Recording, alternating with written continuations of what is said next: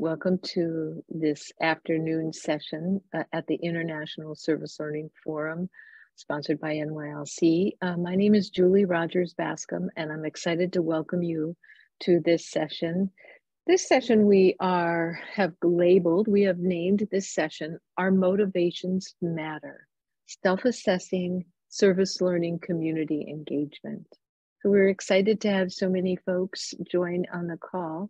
As I said, my name is Julie Rogers Bascom. I'm the Director of Learning and Leadership at NYLC, and I'm joined today by Zara. Zara, can you say a little bit more about who you are and your intersection with NYLC? Definitely. Hello, everyone. It's so good to see you all on this, or at least it's sunny in my area, afternoon. I'm Zara Ali. I'm a student at Augsburg University in Minneapolis, Minnesota, and I'm also a youth representative for NYLC's board. We're lucky to have Zara join us because she not only brings the wisdom and perspective of youth, but also she brings an amazing gift and talent in facilitating these workshops with me. I encourage you to keep your screens on or your video on if you're comfortable. We'll be taking questions throughout. My chat function is not working, so either Zara or our good friend Lizzie will be sharing the questions and the comments in the chat box. But I think we can go ahead and get started. NYLC, you've probably heard this if you've listened to a couple of the other workshops already, but NYLC's mission is to create a more just, sustainable, and peaceful world with young people, their schools, and communities through service learning. We have been around for almost 40 years. We're based in St. Paul in the great state of Minnesota. And we have been, I like to think of our work as three buckets of work. The first bucket that we focus on and support are teachers and those people who work with youth. So we do a lot of training like this forum. We do a lot of personalized contracted trainings. We do this wonderful conference that will be coming up in Nashville in the spring, the National Service Learning Conference, and everything in between. We've worked with administrators, we work with teachers. Our second bucket of work is that we work with young people and providing opportunities to build leadership skills. We do that through service learning. We really feel that for young people to build leadership skills, it's one thing to talk about building leaders, it's another to really offer opportunities for them to practice. And we think service learning and being change makers and building that service learning muscle, if you will, is a really great way to build leadership skills. And then that third bucket of work that we do is really supporting the field of service learning. There have certainly been ebbs and flows. We know that service learning is a powerful pedagogy, a powerful teaching and learning strategy that helps young people reach learning outcomes, but also personal development, life skills, leadership, character development. We know that those are all outcomes of quality service learning. So those are the three buckets that we talk about in terms of the service learning work. Our next slide is really us trying to get a sense of who is in the room. I like to use this Slido poll because it really allows us to get answers right away. So if you've not used Slido before, what I'll invite you to do is either open up another tab on your computer and log on to slido.com and enter that number 0509-9684. That'll take you immediately to this portal, and you can answer that question. Tell us where you work with youth and what your role is. So we're just trying to get a sense of who is in the room. If you would prefer, you can take your cell phone and open up your QR code scanner and scan that code, and it'll take you directly to the same link. So we will be populating your responses right now. I can see that 2 people are typing, so I know that it's working. That's always the first That's always the first step. So who's in the room right now? Zara, where are you calling from right now? Calling in from? I am here from Parr Lake, Minnesota, which is just outside of the city, and working with young people looks like a couple of different things for me, of course, with NYLC's work and our Youth Advisory Council, but also these days I've been working at a high school and getting to know young people in the classroom. What about you, Julie? You are studying to be a teacher. Yay, we're very excited. So as I mentioned before, I work for NYLC, and the work that I do intersects with not only young people, but teachers and other facilitators, other ways. I used to look at service learning as a strategy that is usually used in the classroom, and I'm seeing that service learning is a real powerful strategy to use in the out-of-school space. So I'm seeing Meg is at an elementary school in Denver. I'm seeing some friends from the Bronx and working with mindfulness and social emotional wellness. I think you cannot do service learning without tapping into social emotional learning. Somebody from Cushman High, and they work with the local schools. Philadelphia, Director of Community Engagement. I work at a state park and partner with youth wanting to help facilitate their nature and conservation-based service projects. I think environmental service learning action is really powerful. I see some friends from Love a Sea Turtle on the call right now, and I think that that's really an important organization that really brings service learning to life through the environmental space. Some friends, again, at PS 207, part of the Education in Action cohort. Maddie is doing some work with Project Ignition, which is one of our programs that involves youth as solutions around safe driving. Somebody from Greenville, youth of various school activities and different programs. Plymouth High School, Spanish and advisor for Service Club. The new position of service learning coordinator. Well, I welcome you in the service learning coordinating field. That's where my roots of service learning in the schools came from too. Somebody from 4-H, I think 4-H has a fabulous civic engagement and service learning program. And somebody from Laurel Springs School. Thank you so much. That gives us a sense. So we've got in school and out of school. We have some young people on the call, which I'm excited about. So welcome, and let's get started. Zara, over to you. We got to see a little bit of where everybody's coming from, New York, North Carolina. It's really great to have you all here. And we wanted to get started with a land acknowledgement. Minnesota is home to thousands of Indigenous peoples, and our offices at NYLC are atop Wapakute, Mdewakanton, Ojibwe, and Dakota land. And so we'd like to take just some time to acknowledge that the land is theirs, and there have been repeated violations of their sovereignty, territory, and water, and how those violations have impacted the original inhabitants of the land. NYLC works with the Indigenous communities in Minnesota in many ways. We have had camps in the past bringing in Indigenous service learning methods and ways of taking care of the land into our work. And the self-assessment tool that we will be looking at later on as well was also done in contribution with Indigenous peoples. And so we wanted to take some time to acknowledge them, their contributions, and our continued work. Next, let's take a look at our goals for today. Learning targets are a tool for teachers that I find are incredibly valuable in workshops as well. So our goals for today start with examining our motivations and intentions when it comes to service learning experiences, both in the past and as we're looking into service learning experiences we'd like to do in the future. Increasing awareness of the importance of self-reflection before embarking on service learning. Introducing a tool, so that self-assessment that I talked about, for that reflection as an individual, level and then also on the programmatic level. So how are you doing in this self-assessment, but also how's your program doing with this self-assessment?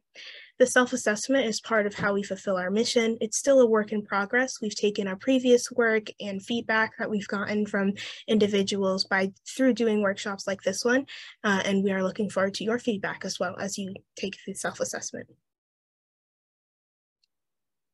So now I have a question for everyone, and we'll be using the chat function on Zoom. I'm just wondering, what brings you guys here? I know we've titled our session, Our Motivations Matter. What brings you here to our session in the International Service Learning Forum? Let me pull up my own chat so I can see those come up. For me, when doing a workshop like this one, I'm always thinking about examining my own motivations and my biases as I go into working in service learning. And it's always good to look at that self-assessment, but also the other tools we have here at NYLC and see how my motivations feed into the work that I'm doing. I'm seeing we've got a couple of responses. What methods of reflection have you used to prompt this kind of inquiry? Oh, so in the formation of the self-assessment tool, we had various individuals who've worked in different kinds of service learning processes, either in schools, out of schools, in the communities. We varied the type of communities and sort of asked for their feedback and information as well as we were putting together the self-assessment.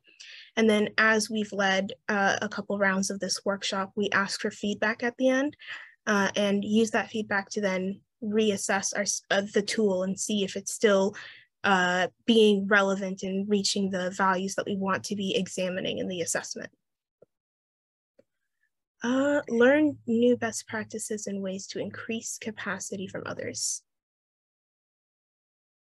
One of the things I will add to what you were saying, Zara, is that this tool right now is through the lens of adults and other adults in and out of school, but also through adults. So we are also looking at how can we help adults, teachers, facilitators, help young people look at their motivations as well.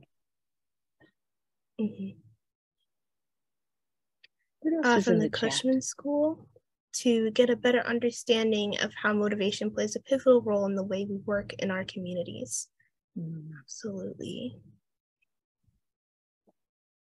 I think one of the things, service learning done through the lens of we are going to do something to the community, or we are going to help, or we are going to save them, that really can lead to lots of misperceptions, assumptions, and actually reinforce stereotypes.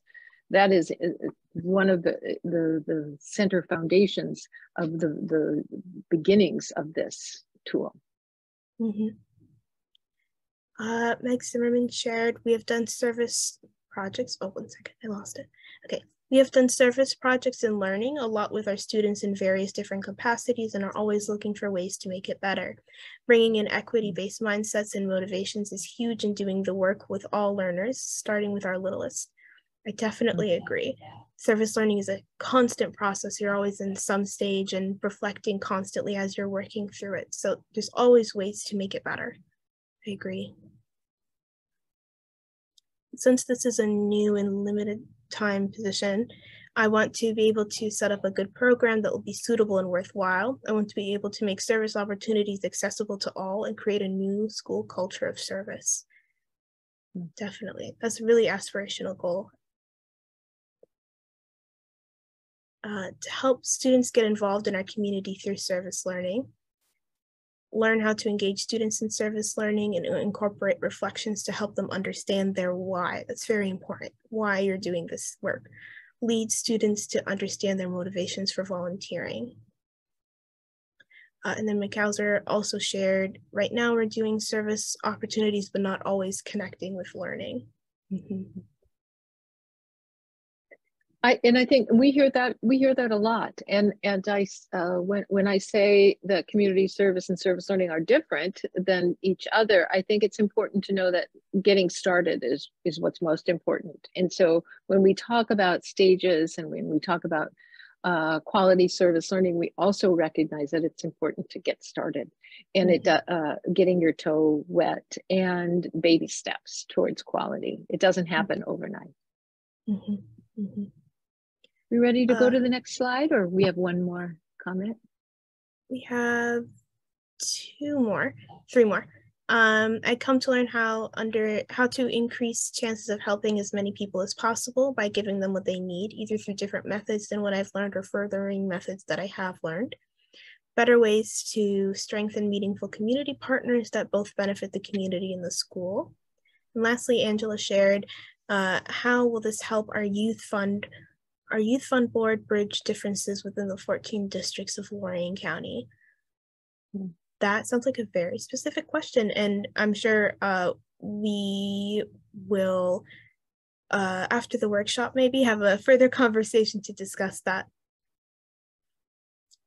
All right, so now we'll get started in our definition of service learning. So at NYLC, we define service learning as an approach to teaching and learning in which students use academic and civic knowledge and skills to address genuine community needs. Just really quick, that those last two highlighted bits, academic and civic knowledge, that can be knowledge that's gained in school, personal experiences from the students out of school through programs. As long as we believe that young people have knowledge already that is valuable and can be used in service learning, and then pairing that with what they learn in schools as well.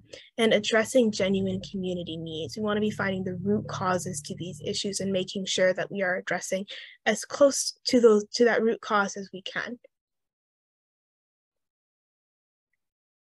So service learning, the process, takes place in 4 different stages. The first stage is identifying youth outcomes. So understanding where youth are coming from, what is the goal that we're looking for here, what are youth hoping to learn, what is the service, what is the actionable outcomes that we want to do, is there anything tangible we want to have at the end of this process? So setting those goals. Stage 2 is determining acceptable evidence. So again, what is a tangible thing we want to have at the end? Also, what changes do we want to see in our community and how will we measure those changes? Third stage is facilitating IPARD, which is another process I'll get into in a bit, but facilitating the IPARD process with young people. So taking them through this process and actually carrying out the action or the service. And stage 4, self-assessment, which is part of the tool that we'll be having today. But you can also pre-assess, sort of understand where you're at, what you're going for. And this can be one of those acceptable evidences as well, this self-assessment, understanding what have we done, where did we maybe fall short, what can we work on, what can we change, what feedback did we get to make it better the next time we go through this process. And this is that IPARD, that third stage. So IPARD stands for investigation, planning and preparation, action, reflection, and demonstration. And this process is done with young people. So investigation, going into the community and finding out that root cause. What is happening? How is it happening? Who's contributing? And who can we access to help make this change? Planning and preparation. Julie has a wonderful saying about how we're always so focused on the go. We need to focus more on the ready set, understanding when we want to be doing this, how we want this to look like, what are the acceptable evidences we want at the end, and the actual action, carrying it out. And reflection takes place throughout the entire IPARD process, constantly self-assessing, constantly asking, is this what we want? Are the young people learning what we want them to be learning? Are young people finding this fulfilling? Is this actually helping the community? Is this actually assessing that genuine need? And then demonstration. This stage looks like celebration. Sometimes we're bringing young people forward and saying, you did this incredible thing. Here's and showing that to the community and involving that community in the entire process through that demonstration stage.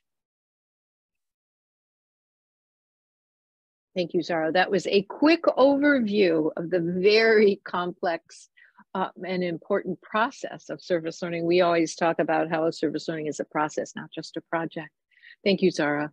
Getting into this tool. So we have created, actually we have revisited a tool that was created in 2006 to encourage people to do some pre-flexion, which is what we call thinking before you actually jump in, to really think about why you are doing service learning and with whom. I think it's one of, as I mentioned before, that sometimes the motivations might be, they might be assumptions. I think a lot of that happens around food drives and issues around poverty, and some of the assumptions that are aligned with those kinds of efforts. And I think it's really important to be thinking about how we use partnerships, reciprocal partnerships, rather than doing two.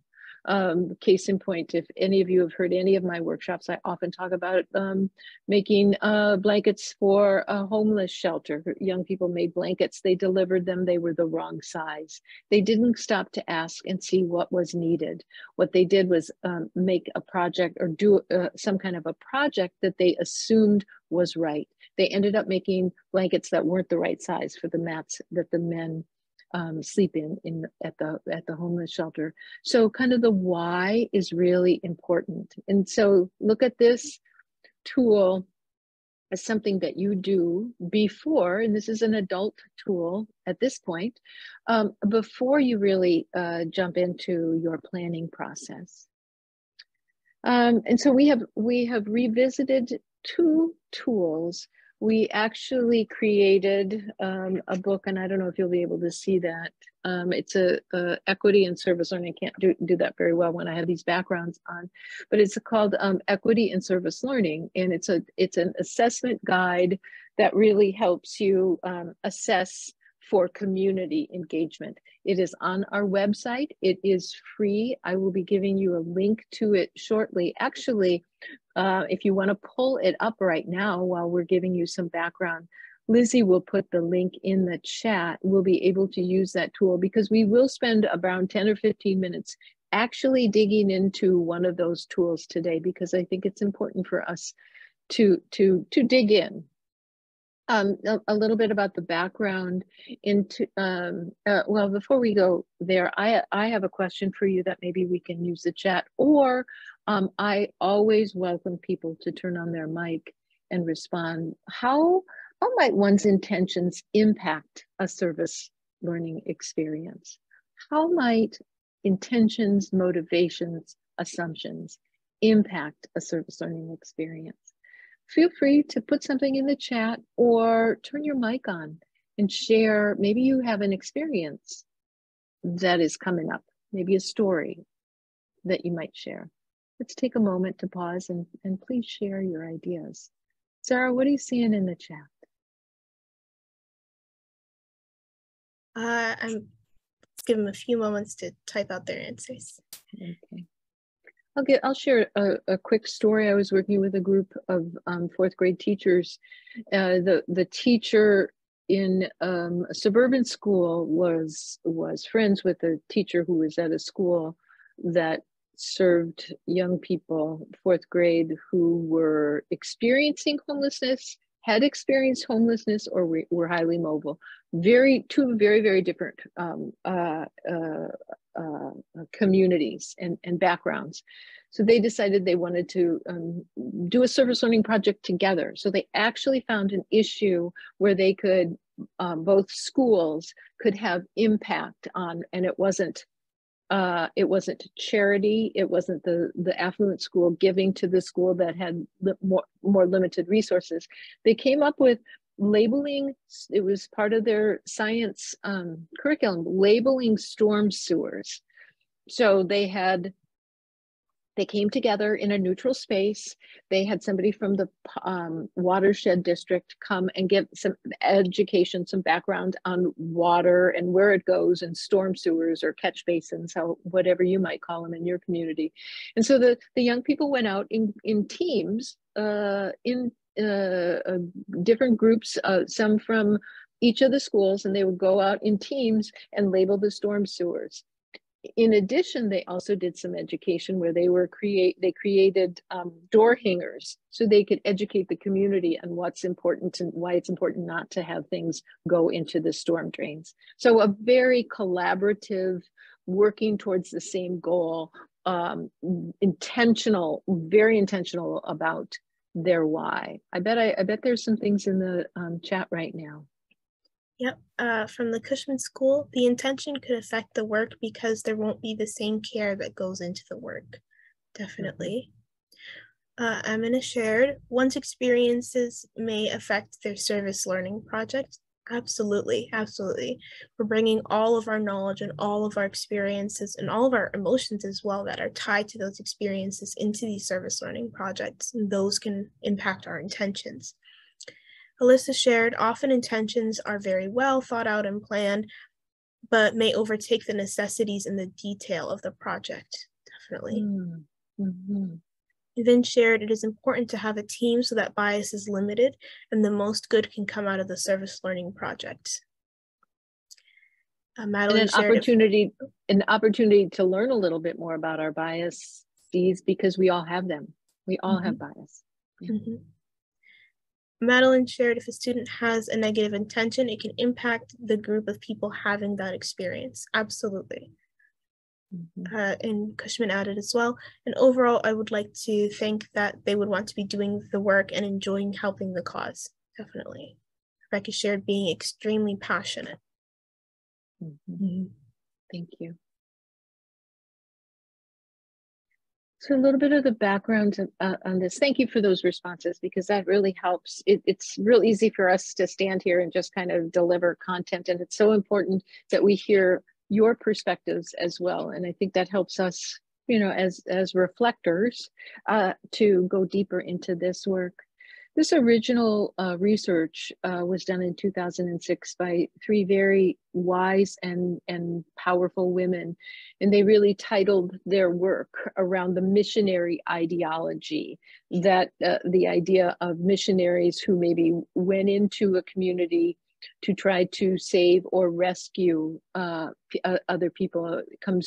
What comes to mind are some of the missionaries that would go to China or to Africa in years past as wanting to save, and that their way was the right way.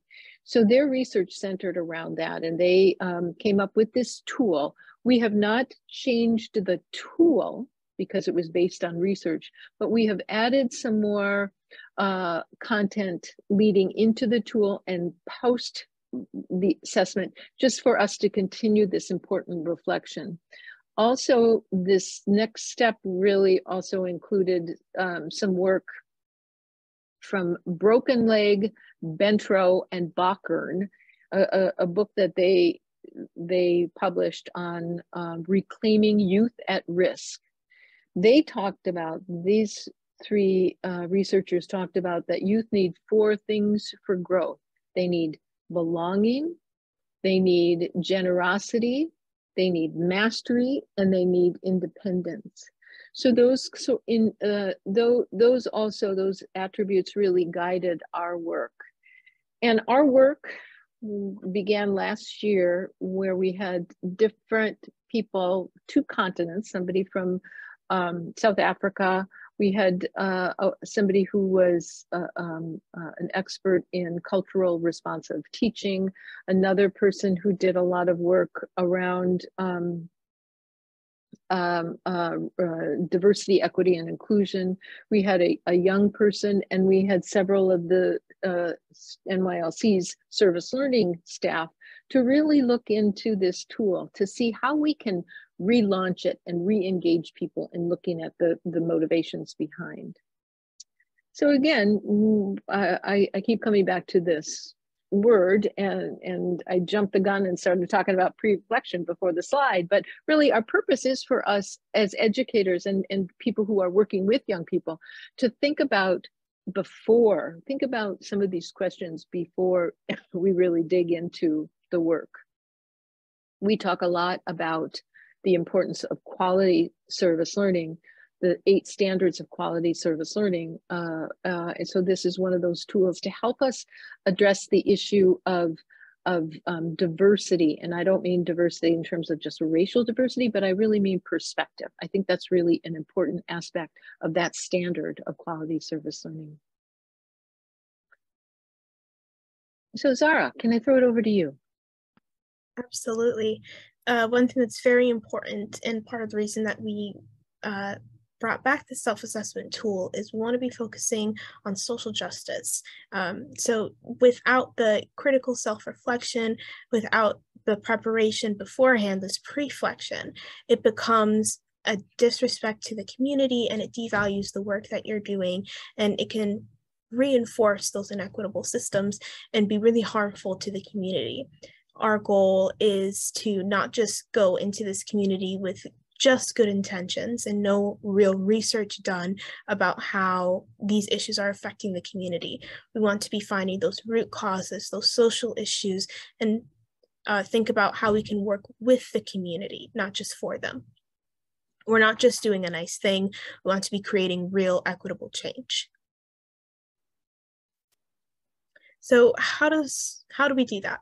One of the things that we focus on is the K-12 service learning standards for quality practice. Those are listed on the screen here. And I'll get into the highlighted ones: diversity, youth voice, and partnership.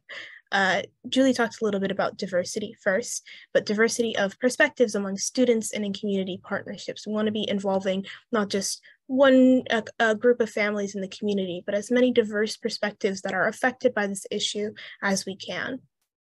Youth voice can help with that diversity, involving young people and their perspective, the things that they have seen, how they are impacted by these issues.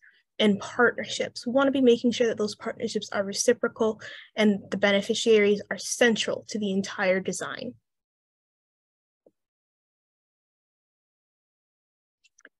This is how this process we invite you to do. We're going to share with you this assessment. We want you to read some of the pages that will help you take the assessment.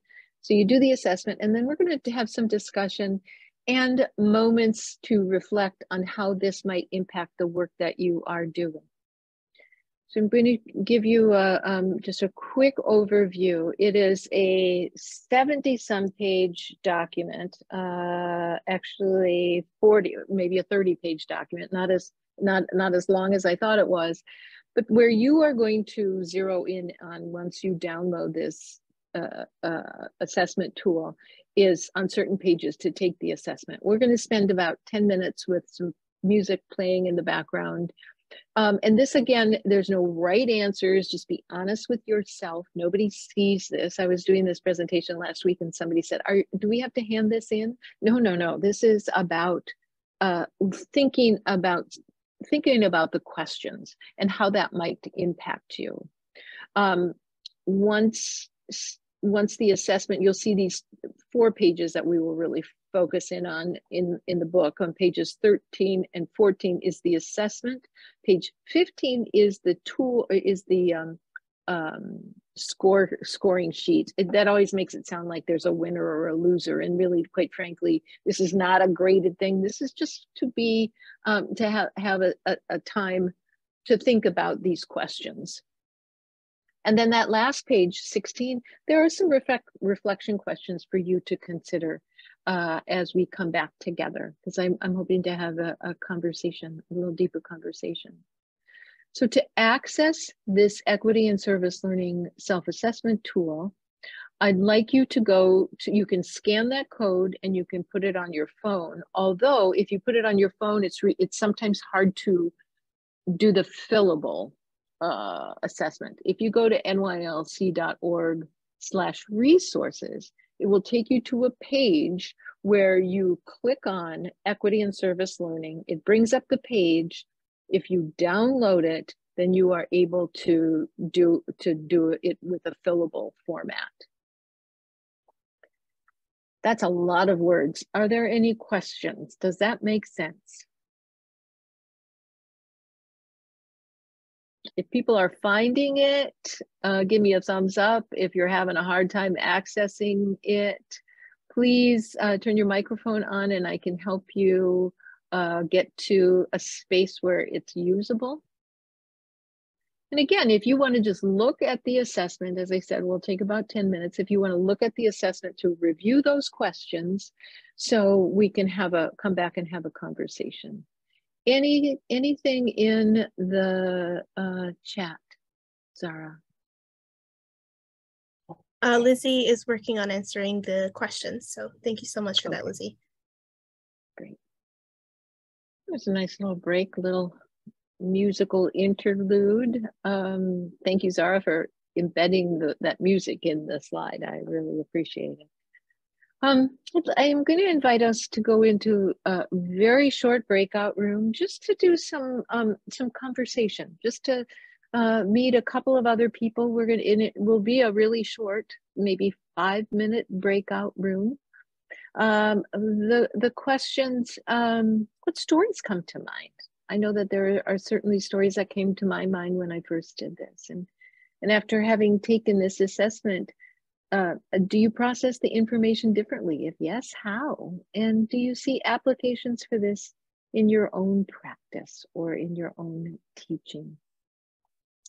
Lizzie is going to open up the breakout rooms. I invite you to go in and share some of your reflections after having looked at that brief assessment, personal assessment. Any questions or comments? All right, Lizzie's opened up the breakout room, so I invite you to hop in for just 5 minutes. I'll set the timer. Welcome back. I see some people hopping back in.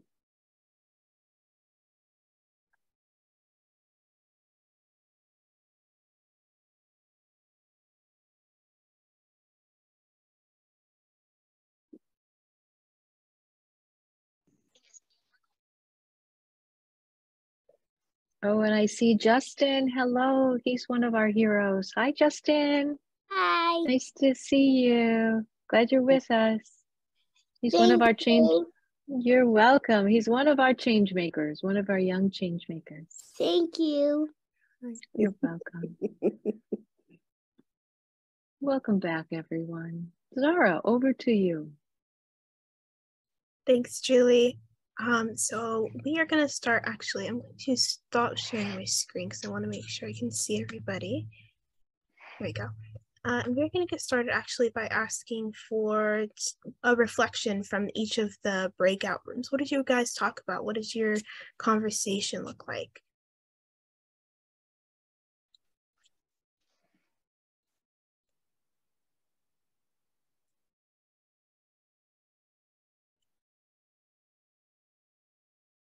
Mention something. We learned about a major service learning center at the University of North Carolina, and maybe Daniel will explain more about it. Yeah, Love Sea Turtle partners in the eastern part of the state with East Carolina University, and they have it. The motto of the school is SEVRE, which is Latin for service, and they have an organization called the Center for Civic Leadership and Engagement, CLCE. And they plan events year-round, and they have, utilizing the organization Give Pulse, they manage volunteers year-round and provide service to the entire community. And we are fortunate to partner with them and become a big part of that. So, and they follow the service learning cycle, so they satisfy community needs, but they also focus in on the end on bringing everybody back to the university after an event to do reflection. So they're a tremendous partner. And you're with? I'm with an organization called LAST, Love AC Turtle. I talk about my nonprofit. Hey, hi, I'm Justin. Hi, I'm Justin. And go ahead, you can continue. And say I talked about my nonprofit. You're fine. I talked about my nonprofit. And learned about others. I learned about others. Thank you so much, Justin. He is one of our members of the Education and Action cohort, and he's working to make the world a better place. It starts then. You're welcome, sweetheart. You're welcome. Any other stories? I'm thinking about, Zara, you have a really interesting story to share about some of the work that you had done in high school. I'm going to invite you to share that story. Sure. So in my town, my high school currently right now has about 98% population of students who are white, and just 2, maybe 3%-ish, it changes every year, of students who are students of color. And sort of caused by that, and as a result of that, there's been like a lot of really like tense race relations in my school. And so when I was in high school, one of the things that we created to sort of speak up about it and make change was a program called Caring and Committed Conversations. And what that looked like is there was a group of students who we had from all different grades, 9 through 12, who, and at one time we actually did it with middle schoolers, that was wonderful. But we sat down with our teachers and administration, and we really said, this is an issue that relates to race in our school that we want to be having a conversation about. We had one every month. And in those conversations, we would have students and teachers sit down at the same table and discuss just anything about it. For example, we had a conversation about hard history and what that looks like. And in those conversations between students and teachers, we didn't always have the teachers leading the conversation. Sometimes it was students, and they would share their experiences. They would share how they felt inside of these classrooms when we were learning about hard history. They talked about how they felt they were being represented. We had a lot of students who transferred from other districts who talked about their experiences in other schools discussing hard history before and compared them to their experiences at our school. And all of these conversations. And afterwards, we would have the teachers and admin who sat down at those tables. We would have them sit together and sort of reflect on the discussion, what they've learned about their own classrooms and the curriculum. And then we would try to come up with something that we could change, one change that we can make immediately to assist students in this topic.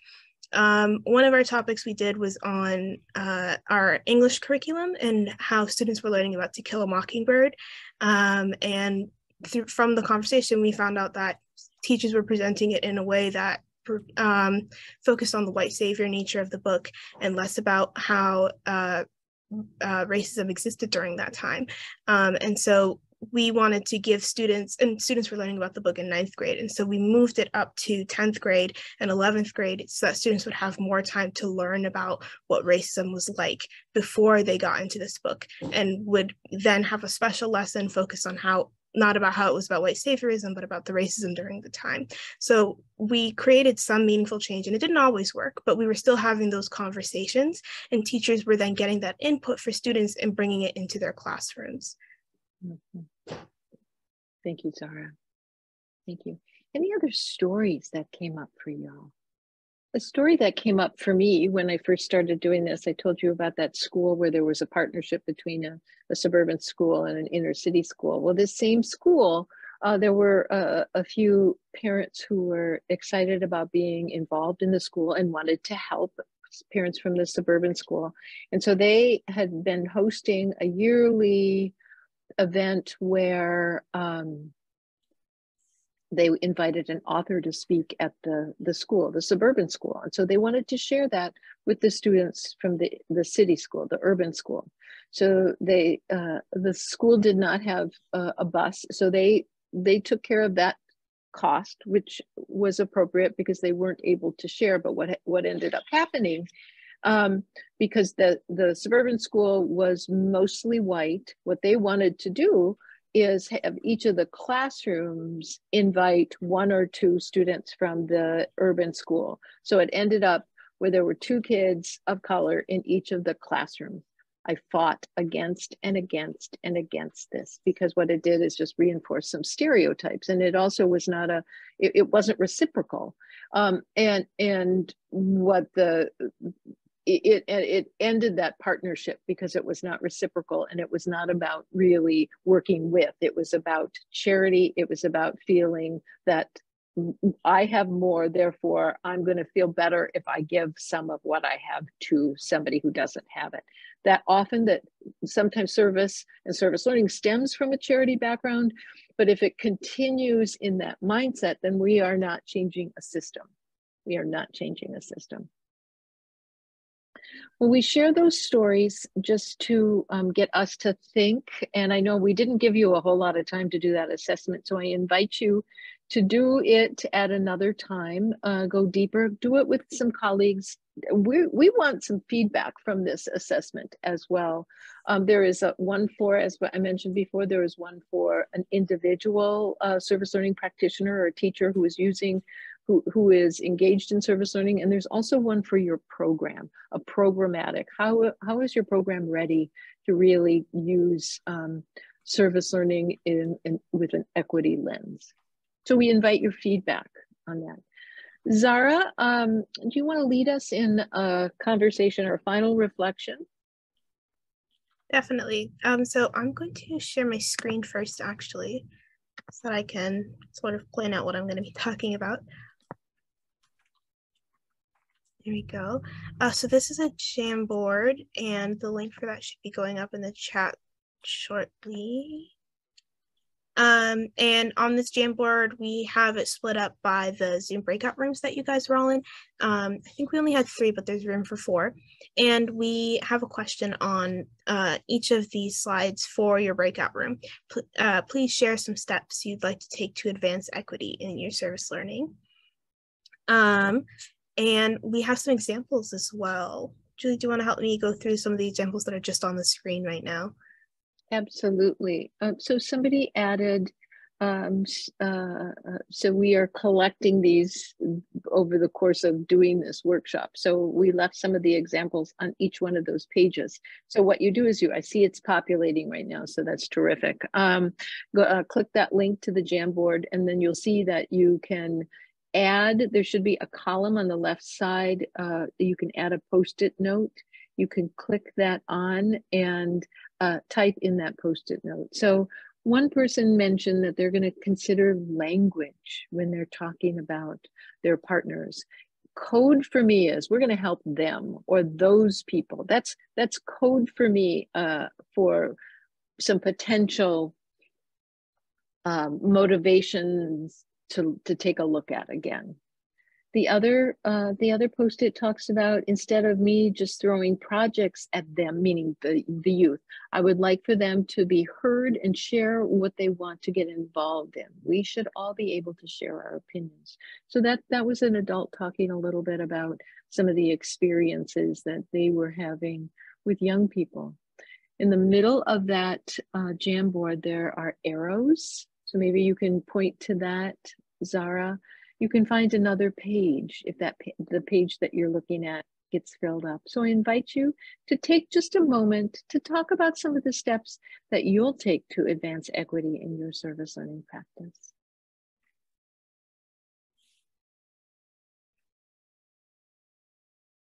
What are some thoughts?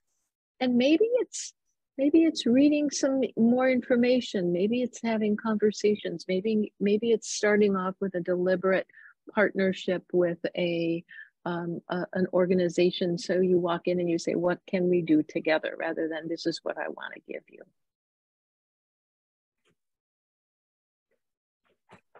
Don't make assumptions, do the research, and know your own biases. Take a moment and please include maybe a thought that you have, baby steps.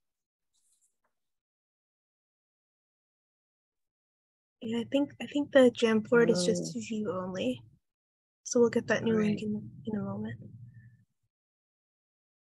While we're waiting, I am going to share my screen because I want to share with you some of the things that NYLC has as resources. Oh dear. Technology is not helping me out here. One moment.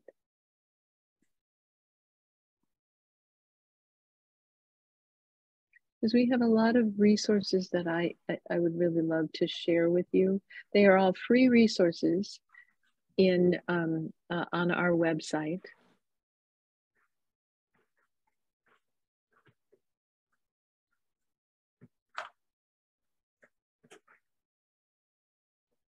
first, if you're getting started in service learning, I invite you to take a look at this free resource because it really talks a lot about the standards of quality practice. It talks about the process of service learning. It has a downloadable unit plan organizer. So it's a tool that really will help launch you in really getting started in service learning.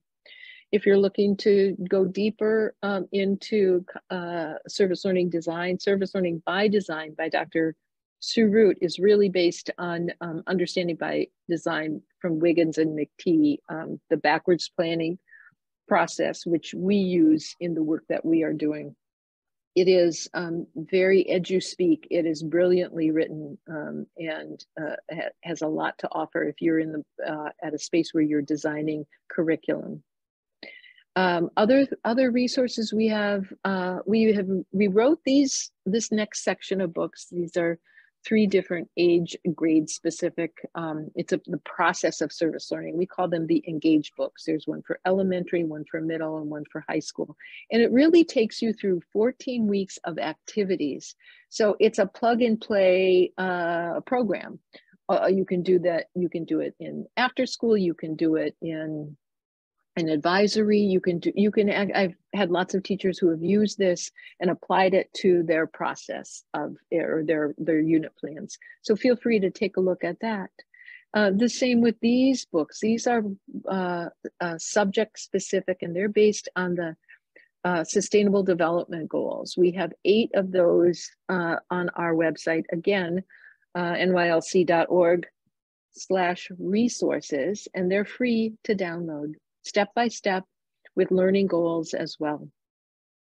We are excited to see as many of you who can join us in Nashville in the spring of 2023, where we bring together young people and adults to share best practices, to share stories, to learn new things about what's happening in the world of service learning. It's inspirational. And it will, the young people who present, as well as the experts that are brought together, leave us with the excitement to continue this important work. I'm going to hop out of this and ask if there is any questions or any thoughts that you would like to add for the benefit of the group. Any questions? I am sorry that we did not get the Jamboard fixed for you. Again, technology, our best efforts, and sometimes we have to roll with things. I sent a request to the document. Can you reshare it with? Okay. Miss Julie, I have to see. Yes. This is Justin, and it's slowly so they can understand you. It's so nice to see other people helping out in their communities. Thank you so much, Justin. It is nice to see other people helping in their communities. And I think the work that you're doing, Justin, and the work that all of your young people and the teachers here and the people who support young people doing this work are making a great impact on the work that we are doing to make the world a better place. And it starts with you, Justin. So you keep up the good work. Thank you. Up the good work. You're welcome. Okay, good job, nephew. We will be taking a quick break, and we're going to be coming back at 2 p.m. Central to attend. There are 3 other workshops in this next section from 2 to 3:15. The first one, servant leadership in service learning. Amy Muirs, our CEO, will be talking about that. The next one is social justice through building reciprocal community partnerships. That's with Tuana from the International Institute, from Johannesburg. I'm not getting the name of that school right, but she was at our morning opening plenary, and she'll be talking with her students about some of the work that she's doing. Service learning and social justice certainly are aligned. And then another workshop that we are also presenting is Global Youth Service Day, Young People Taking Action. This is a day of service that around the world young people are jumping in and doing some really great and important work. So I am going, I believe Zara changed that, she changed the Jamboard link. If anybody is interested, please feel free to add to that Jamboard. I think one of the beauties of technology is that we are able to look at that and come back and see what other people are adding. So feel free to continue to reflect after you leave our session. It's been an honor to be working here with Zara and with Lizzie to have this conversation. If you have thoughts about this tool, if you have ideas, if you're interested in learning more and how you might be able to use it in your classrooms, please feel free to reach out to me. I'm going to put my email address in the chat, jrbascom@nylc.org. Reach out to me. I'd love to hear what your thoughts are, what you're working on, and how we can continue to move this really important strategy to engaging young people in our communities. Thank you all again.